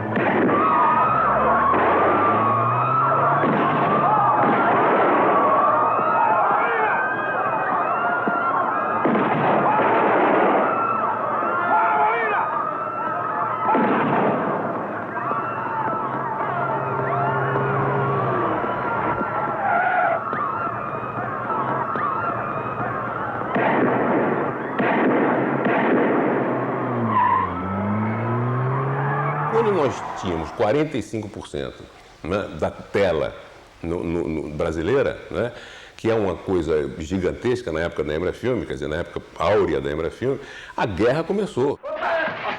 Passa toda a grana, cara. A gente precisa dessa grana, porra. É muito cedo, ainda tem pouca. Porra, cara, essa grana não é tua. Você trabalha aqui, caralho. Passa a grana ou então morre. Vai logo, porra, antes que chegue alguém. Moço, não me mate, pelo amor de Deus. Você vai casar com a bala, filho da puta. Você vai chover chuva de bala, porra. Sujeira, editor! Porra, eu não brinco mais. Por que, caralho? O Pichote estragou tudo. Disse meu nome pros caras do banco. No fim das contas, estavam cineastas brasileiros contra a Embrafilme. Você pensa que é fácil? Eu levei um pijama seu, sabia, na mala? Levei. Virou vício secreto. De noite eu vou lá e fico olhando. Fico olhando o seu pijaminha. É tão bonitinho. Parece que você morreu. Logo na época, a Sônia estava no júri. E eu disse isso num jornal, que eu achava que o fato da Sônia estar no júri, é claro que tinha me ajudado a ter aquele prêmio. E imediatamente eu lembro de estancarem, quem deu o prêmio foi a Sônia Braga, e eu estava falando uma coisa mais profunda. O que eu estava dizendo é que aquele prêmio era resultado de uma interferência de um trabalho longo do cinema brasileiro, de ter uma atriz que faz o Dona Flor, que estava indo para os Estados Unidos, entrando lá, e que tem o cacife de estar fazendo parte de um júri, onde tem um filme que vem uma atriz que tem a possibilidade de levar pelo seu trabalho e leva. Entenderam de uma maneira como se eu não merecesse. Eu queria dizer uma palavra e atingir a significação plena. Ser entendido. Entendeu? Não. Quem destruiu o cinema nacional foram os próprios cineastas que administravam o cinema nacional naquela época, que redigiam as leis e que fomentavam uma legislação. Eles, de tanto acusar o cinema nacional, brasileiro, popular, porque ao matar o cinema comercial, morreram juntos. Você tem fogo?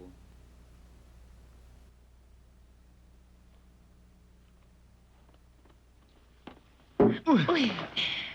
Você é tão novinho. Quantos aninhos você tem? E aposto que é malzinho e faz coisas com as empregadas. O dinheiro que financia o cinema no Brasil, ele é público e é federal. Portanto, não tinha sentido o que acontecia na Embrafilme, na época, onde as verbas todas eram para o Rio São Paulo, porque o dinheiro era distribuído de alguma maneira pela proximidade, pelas pessoas que estavam por ali e tal. Atenção. Ei, mocinha, passando bem na frente da minha câmera. Parece que é cega. É cega. Então a gente começou a exigir, né, politicamente, que houvesse uma distribuição um pouco mais justa.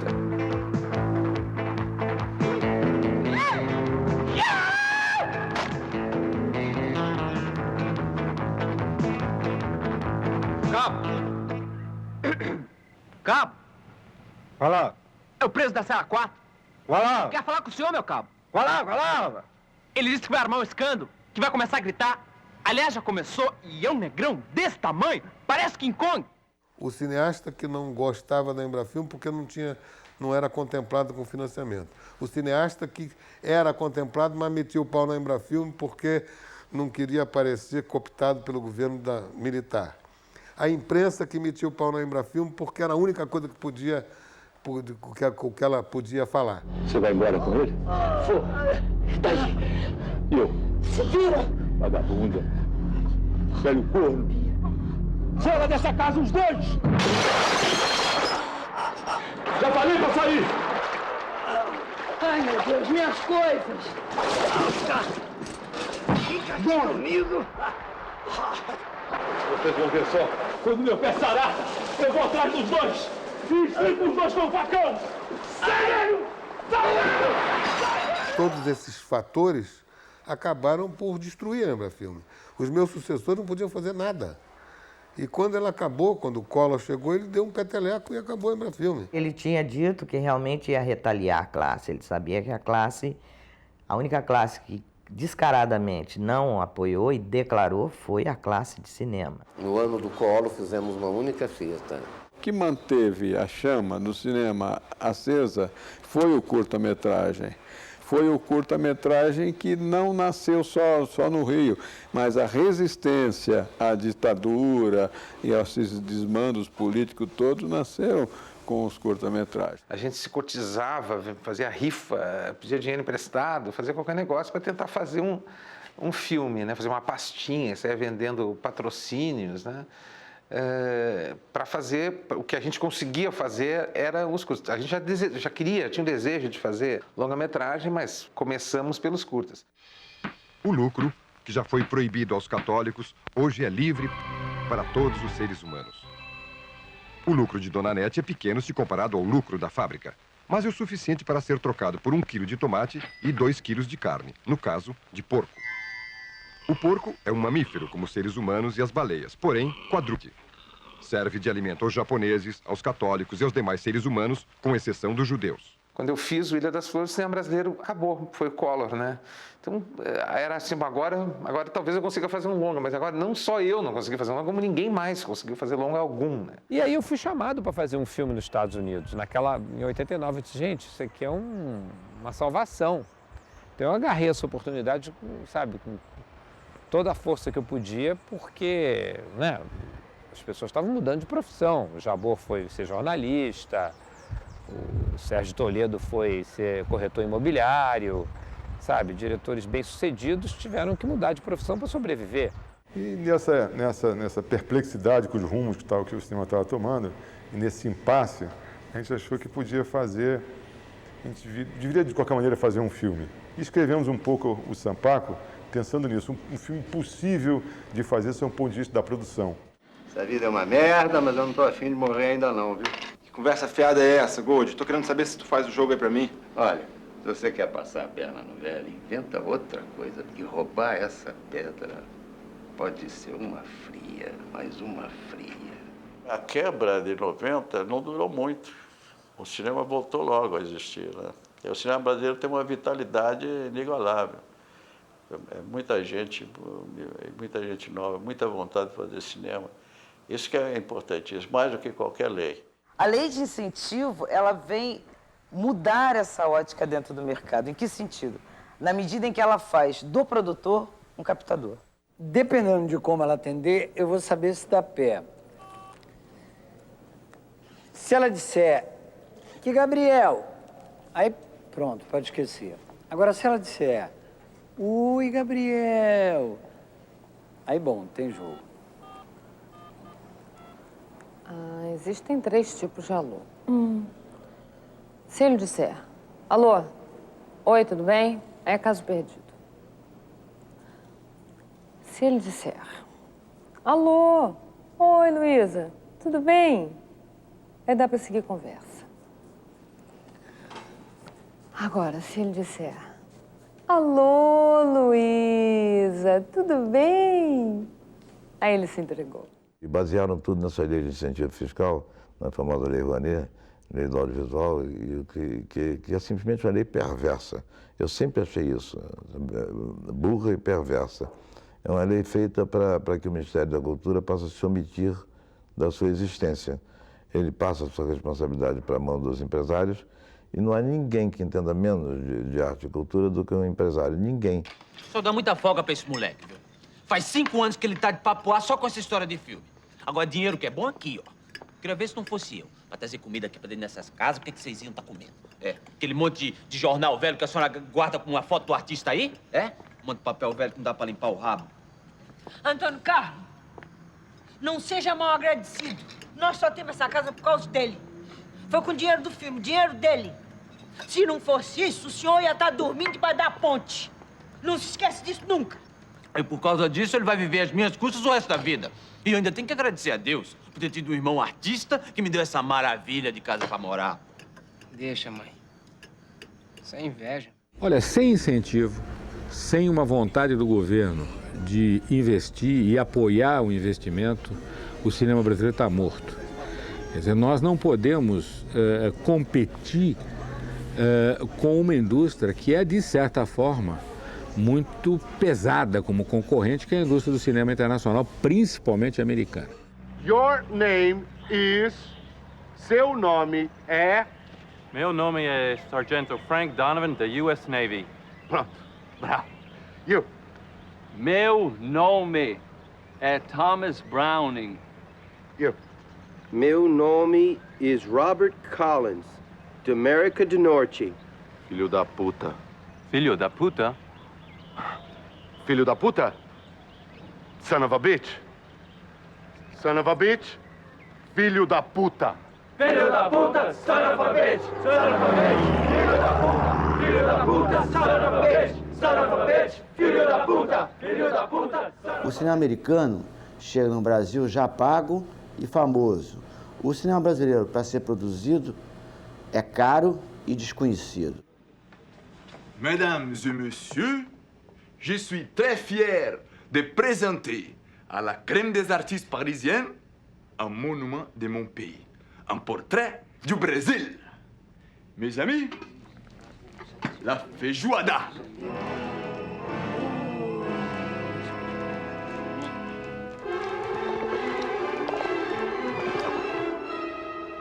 Mais c'est de la merde. Rien que de la merde. La merde, c'est vous, viado, PD. Na década de 60, com o avanço muito forte da televisão e a decadência do modelo hollywoodiano de 50, isso criou uma crise muito grande, né? Que foi salva pelo Estado americano por uma lei muito parecida com a nossa hoje. Uma lei que permitia a dedução no imposto de renda de investimentos feitos em cinema. ¿Por qué paramos? Señora, el infante Don Juan.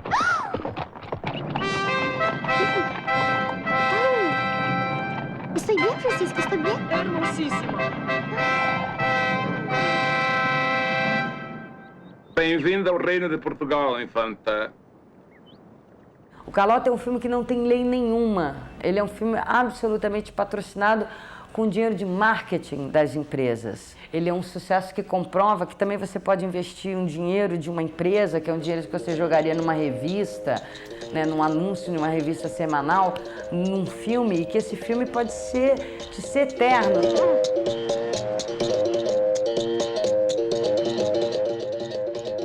Quando o cinema estava praticamente parado, ela foi uma das primeiras a filmar na retomada.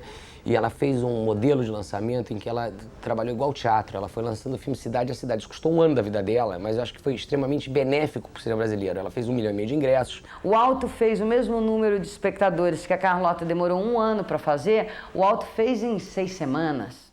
Serviço muito, tem que ter 2 ajudantes. Só se for pelo preço de um. E quanto é o preço de um? Quanto é? 5 tostões. 5 tostões. 5 tostões, tá bom pra tu, Chicó? Pra mim tá. Então vamos fazer essas contas. Chicó trabalha por 2, ganha 5 tostões, que é o preço de 1. Eu vou dar conta tudo sozinho, é? Claro que não, né, Chicó? Mas da metade você dá conta, não dá? É, da metade vai lá. Está arranjado? Chicó trabalha por 2, ganha o preço de 1 e dá conta da metade do serviço. Eu trabalho por mais 2, ganho o preço de outro e dou conta da outra metade. Nada disso. Eu falei 2 pelo preço de 1. Mas o senhor está ganhando 4 pelo preço de 2, o que vem a dar no mesmo, patrão. Durante as filmagens, o Guel começou a ter essa ideia de levar para a tela grande. E foi uma luta muito solitária, na verdade, do Guel, de levar para o cinema. Ninguém acreditava que um produto que já tinha ido ao ar na TV e que tinha sido sucesso poderia repetir esse feito no cinema. Foi um risco que deu certo. Alguém vai pagar por isso. Uma horinha por caridade. Vai arrumar as revistas para fazer. Posso trabalhar não, meu patrão. Só tenho um olho. Escolhe outro e vai cantar na feira. Eu acho que até isso é o que é o fascinante do cinema, né? Do filme, essa possibilidade do sucesso, é um jogo, né? Agora, evidentemente, a gente tem que ter os melhores mecanismos de levar esse filme ao público, de entender que público esse filme se dirige, a que público, como lançá-lo. E se o filme não der dinheiro? Olha, Ademar, tudo o que nós pode faz é aposta. E quando gente aposta, nós acredita no Vitória.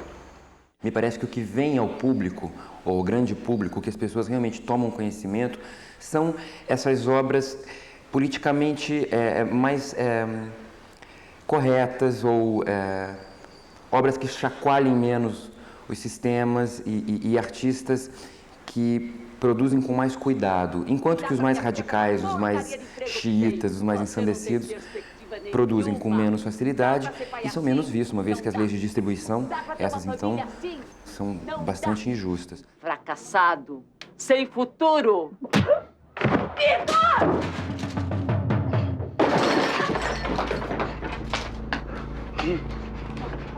Meu desgraçado, bandido! O que você tá fazendo comigo, Dalva? Vitor!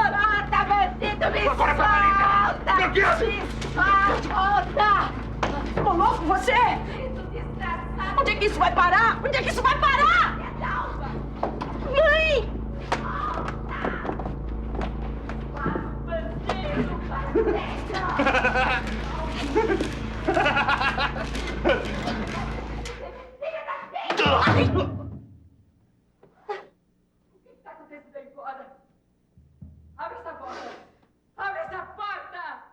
Essa questão de você achar que o distribuidor ou o estúdio é o tubarão, eu acho que ele não é o tubarão. Eu acho que tudo depende da negociação que você faz. Eu acho que não existe uma fórmula. Cada filme é negociado de uma maneira, cada filme tem uma história. Tá explicando pro moço ele de fora, tá sem pose, tá explicando que já tem muita gente. Então tá certo, o senhor me desculpe, a senhora também. Mas tá explicando errado. A casa é minha, a mulher também, e o moço fica. Para você atrair um dinheiro bom, que a gente não precise apenas fazer os filmes com incentivo, mas que tenha outros mecanismos, para isso você tem que ceder uma parte do seu bife, entendeu? Isso faz parte de uma produção de mercado. Eu acho que hoje o cinema se industrializou mais, quer dizer, a indústria deixou de ser tão cultural para ser mais voltada a uma relação com o mercado mais profissionalizada. Eu não sei se é bom ou mal, eu sei que os filmes de hoje estão muito melhores, muito mais bem acabados, quer dizer, melhores formalmente, né? E muito mais caros. Realmente, com o dinheiro de um Central do Brasil, no tempo do começo da Embrafilme, a gente faria uns 10, 15 filmes. O que você faz assim de profissão? Adivinha? Já sei. Parece professora que nem adora, mas só que ela é escrevedora de carta. Acertou, a gente era professora. Você também não tem marido? Também não. Ué, então quem cuida de vocês? A gente mesmo cuida da gente. A tua mãe também não vivia sozinha? Quem é que cuidava dela? Era eu, né? O cinema novo é que era um pouco a cara do nosso cinema até então. Eu posso estar enganado, mas me parece que o Central é um pouco o filme que nos reapresenta, né? O que eles fazem agora é isso, apesar do companheiro ter estado no Oscar também. Bom, eu sou a companheira Maria, membro da direção do Movimento Revolucionário 8 de Outubro, o MR8. O MR8 é uma organização com muitos serviços prestados contra a ditadura militar no Brasil. Muitos dos nossos companheiros já caíram, alguns estão mortos e outros sofrem bárbaras torturas nas mãos de militares. O destino dos nossos companheiros mortos pode muito bem no futuro ser o meu destino ou o destino de vocês aqui dentro. Só que isso não deve importar.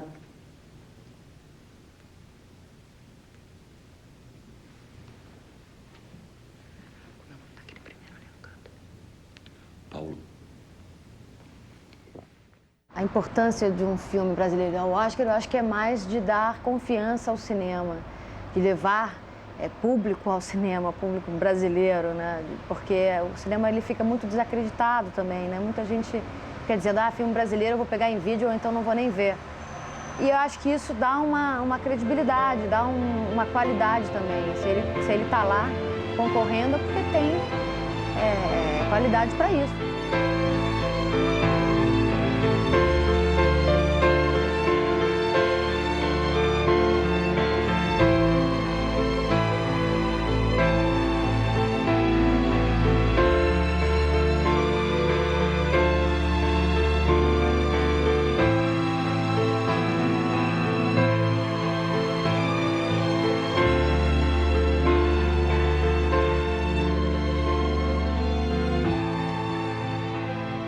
A mamãe lá no Oscar, ela teve a noção exata, ela voltava para mim e dizia, Nanda, é um prêmio maravilhoso, mas é um prêmio da indústria americana, quer dizer, eu nunca tive, eu sinto que eu nunca tive ilusões e tenho todas quanto à possibilidade da gente fazer um bom cinema aqui. Acho que a gente tem um mercado enorme e que o mercado internacional é um mercado que é legal, mas que não são todos os filmes que vão chegar lá. E que a gente tem um mercado tão interessante aqui que o nosso grande esforço deveria ser ocupar espaço aqui. Para, porra, chega! Chapa, ela cuspiu na minha cara. Alguém já cuspiu na tua? Branquinha, chega de confusão. Vambora, porra. Então desamarra essa cadela e obriga ela a me limpar. Não, foi tu que armou essa. Eu não disse pra você não mexer com a gringa. Eu acho que essa coisa do cinema brasileiro, de você ir para o gueto e para o pequeno cinema de arte, fazer o filme cult e deixar o mercado brasileiro para filme americano, eu acho isso uma coisa patética. Eu acho que politicamente, esteticamente, em todos os sentidos, eu acho uma coisa ridícula. Eu acho que a gente tem que conquistar o mercado brasileiro, tem que conquistar o público brasileiro, tem que dialogar com ele. Acho isso importante sob todos os pontos de vista. Agora nós já tem casa nossa, Penha. Tempo ruim acabou. Com a proteção do nosso pai, a vida vai melhorar. Então já escolhi lugar para fazer roça. O de comer nós tira para nós. O que sobrar vai para a companhia do Bom Jesus. Os velhos entrevados também poder viver. Nosso bom pai cursileiro vai levantar a igreja nova, botar a escola para os meninos. Quando é que tu imaginava Toninho mais Tereza estudar? Quando você faz um filme que você pretende atingir o público, é claro que é importante que você traga pessoas que o público reconhece. Quer dizer, eu acho que uma mistura de elenco é sempre super importante para o filme. Mas e aí, depois da faculdade, eu nunca mais tive notícias suas? O que aconteceu? Primeiro eu fui modelo da Dior em Paris, depois eu morei um tempo em Veneza, Mônaco, Barcelona. Aí eu me cansei das delícias da burguesia e fui parar na África. África? É. Fiquei 2 anos morando numa tenda, cuidando dos refugiados da Guerra Civil. Se você falar do apelo de pegar um ator global para colocar no cinema, eu acho válido sim, porque é preciso que as pessoas vão ao cinema. Se isso está chamando as pessoas para irem ao cinema, para aumentar a nossa bilheteria, para aumentar o nosso mercado, para o nosso cinema brasileiro voltar e ressurgir, as pessoas começarem a investir, acho isso válido e bato palma para quem faz isso.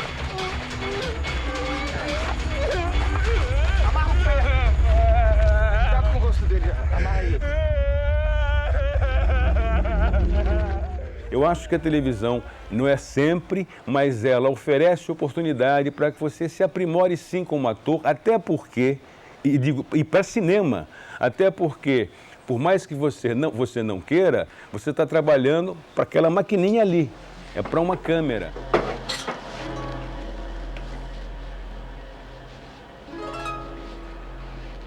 ¿Qué es eso ahora? Tira a roupa.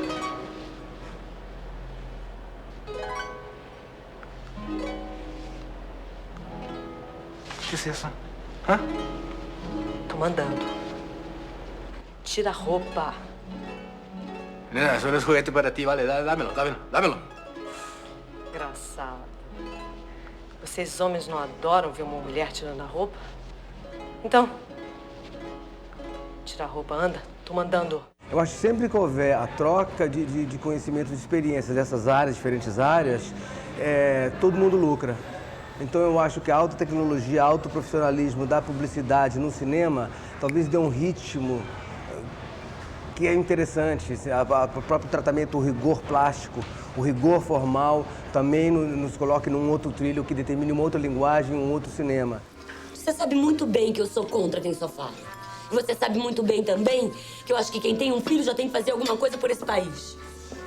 Maria Alice, você se sente tão boazinha porque você não briga com o office boy, porque você trata ele bem. Se você fosse realmente boazinha, eu não pagava um salário mínimo de $100 pro cara se matar de trabalhar e se esborrachar de moto pela cidade. No Brasil tem uma elite cultural muito cheia de si, muitas vezes de esquerda até, mas que, como qualquer elite, é arrogante e não sabe falar para todas as pessoas. E acaba produzindo filmes, teatro, livro, sempre um pouco, entre aspas, sofisticadinho.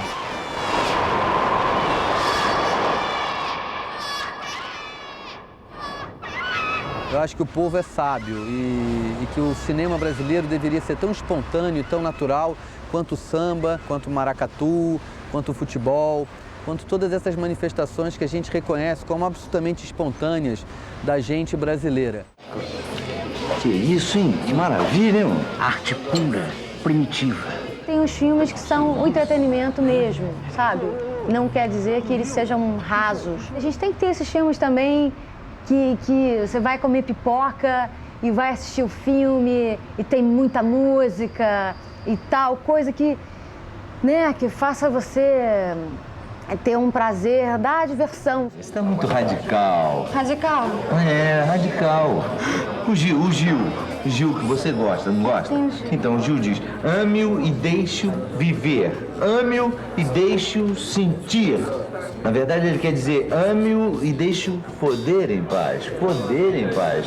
Luiz Otávio, deixa o Gilberto Gil fora disso, pelo amor de Deus. O Sting também fala isso. Tira o Sting. If you love somebody, set them free. Set them free. Tira o Sting. Ele fala isso em inglês, isso é lindo, pô. Fizemos filmes de outdoors que foram interessantes, filmes de propaganda do cinema, que dão a qualidade do cinema brasileiro, filmes importantes para o público, inclusive, passar a respeitar o cinema. Dizer, pô, nem parece filme brasileiro, né? Faz também como filme americano, né? Mas agora não, tem que concentrar mais no baixo custo mesmo, na produção de baixo custo, né? E a qualidade nasce da quantidade. É preciso que a retomada que se dê na variedade de filmes, que daí nascerão os filmes de grande qualidade. Agora você, Glória! Vem cá! Pode fazer a doideira que você quiser. Mas fica sabendo. Não sou mais a sua mulher e nunca mais você. Esse ano vai ser vida nova pra mim. Cala a boca! Não é gente, é bicho. Pode matar, mata. Eu morro vingada. Eu e ele é... Eu acho que o cinema brasileiro é meio gato de 7 vidas, que já morreu, nasceu, eu não sei quantas vidas esse nosso cinema brasileiro tem. O brasileiro é o povo mais musical do mundo, embora não saiba se dar valor. Eles não gostam de ser brasileiros, disfarçam. Querem acabar comigo, é interessante. Vivem metendo o pau em mim sem parar, mas não param nem para ir ao banheiro. Mas eu volto pra lá. Eu saio e volto. Eu espero que tenha mais do que 7.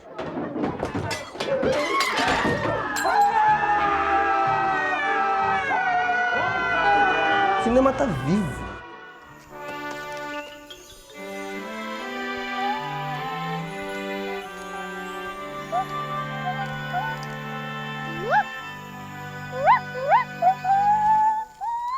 A gente já tentou fazer cinema americano, faz mal para Buff, muito mal o cinema americano. Cinema francês a gente não faz legal, faz mal feito. Cinema italiano, cinema holandês, né, cinema sueco, a gente faz mal. Agora, cinema brasileiro, ninguém faz como a gente. Nós fazemos o melhor cinema brasileiro do mundo.